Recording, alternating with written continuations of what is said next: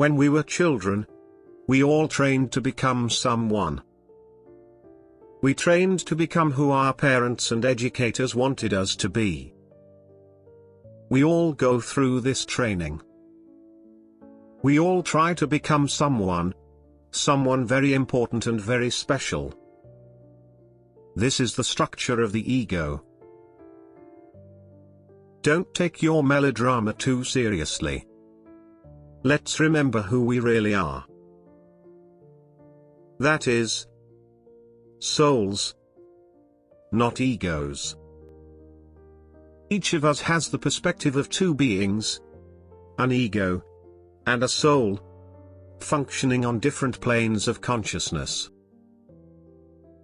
The ego is who you think you are. And who you think you are is a matter of perspective. Who you think you are will die with the body, because it is part of this incarnation. But your soul, which has these qualities of deep wisdom, love, peace, and joy, is here, watching it all go by. This is your true identity. We confuse our souls with our roles. You don't see me as a soul. You see me as ramdass, as a body, as a role. Aldous Huxley reminds us, the body is always in time. The spirit is always timeless. And the psyche is a creature compelled to associate with the body, but capable, if it so wishes, of experiencing and identifying itself with the spirit. We get so deeply involved in our roles that we forget that we are souls. With all our sensations, emotions, desires, and complications of being in a body, we forget that we are souls. We think, I am a man. I am a woman. I am from California. I am a mother, a father, a widow, a son, something. I have to be something, don't I? Think of all the ways you identify with what you do. I am a teacher. I am a doctor. I am a scientist. I am a cook. A Jew. A Christian. A Muslim. A stockbroker. I am an entrepreneur. I am a spiritual seeker. This one can carry you for years. I am retired. All of this is the ego. Who you think you are. The set of thoughts about how you identify yourself. Thoughts about the different roles you play in society. Each of our roles is a thought form. This is the problem we all face. When we look closely, we see that our egos are just a form, a constellation of thought forms, that define our universe. Thoughts tell us who we are, who everyone else is, and how everything works. But these thought patterns go very, very deep, and we cannot simply abandon them.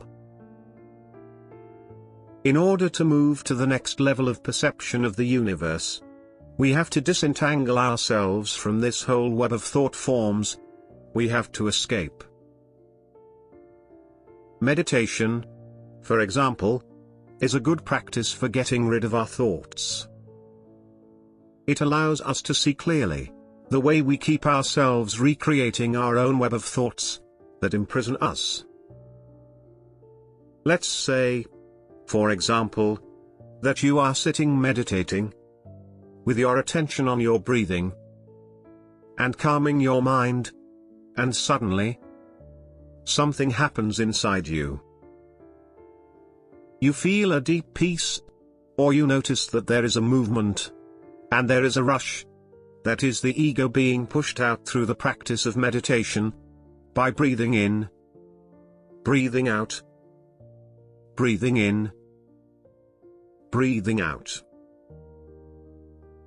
There is no room for any psychological stuff or concepts of your own while you are focused on breathing in and breathing out.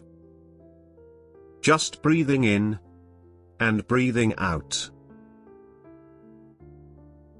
You see, you don't even have to be good at doing this. You just have to breathe in and breathe out. But believe me, the ego is very tenacious, and until the end, it will be lurking, ready to return. Sooner or later, the ego convinces us that we need it. Not just that we need it, but that we are it. So, meditation raises the question, who am I? I believe that human beings have two planes of consciousness: the soul and the ego. The ego is an intellectual construct, a conceptual structure of the mind, for surviving and functioning within this universe. The ego is neither good nor bad. The ego has a function. It is the vehicle through which you relate to the external world. But the ego is a collection of thoughts, and to the extent that you identify with them, they prevent you from being in the here and now. When you develop the structure of the ego, this mechanism, this central computer that is necessary to run the game, the question arises, how attached are you, or how identified are you with it? You must free yourself from this identification. Not because the ego is bad, but because it is just a mechanism. And even if I do not identify with it, this ego structure, that guides me on this physical plane, will continue to function. The ego is a wonderful instrument. Take advantage of it. Use it. Just do not get lost in it. Swami Vivekananda said, "The ego is a terrible master, but it is a wonderful servant." Do you understand? The intellect is an exquisite tool. It is truly the most powerful resource we have to continue on our journey. Once we understand what this journey is, and understand that the intellect is our servant, not our master, we can use it skillfully, without getting caught in the subtle trap of the ego. And then we will no longer be prisoners of our minds. We may ask ourselves, how could we survive without the ego? Don't worry. The ego does not disappear. We can learn to venture beyond it, but the ego is still there, like our servant. It is like our bedroom. We can go in and use it as an office when we need to be efficient, but the door can be left open so we can leave whenever we want. So, how can we go beyond the ego? A big part of the practice is to continually remind yourself to let go of the identification of your consciousness with your desires, fears, hopes, and thoughts. The goal of this is to establish yourself on another plane of consciousness, and then to connect completely back to life. If you go beyond this ego, this body and its characteristics, you come to what the Hindus call the Atman. If you leave this plane of consciousness, where things, the ego, and the thoughts are, the next plane of consciousness is the spiritual, and this is the plane of the soul, the Atman, the heart, the intuitive wisdom. When we dig deep enough within ourselves, through deep awareness, we come to our real self. And that is the soul. The main point here is that We must learn to identify with the soul, not with the ego. Spiritual practices are the methods that help us move from this identification with the ego to identification with the soul. Old age does this too. It naturally spiritualizes people. What we are really talking about is giving up being the central character in our own melodrama. Once you give up your identification with who you think you are, the melodrama continues, but it is no longer your melodrama. In fact, your thoughts can only capture your attention as long as you identify with them. Let go of your identification with your thoughts. Let go of your attachment to them. Then you can enjoy the experiences without being carried away by them.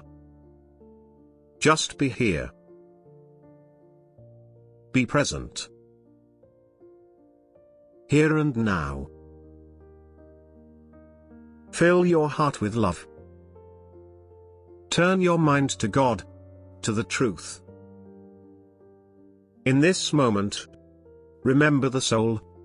Remember who you really are.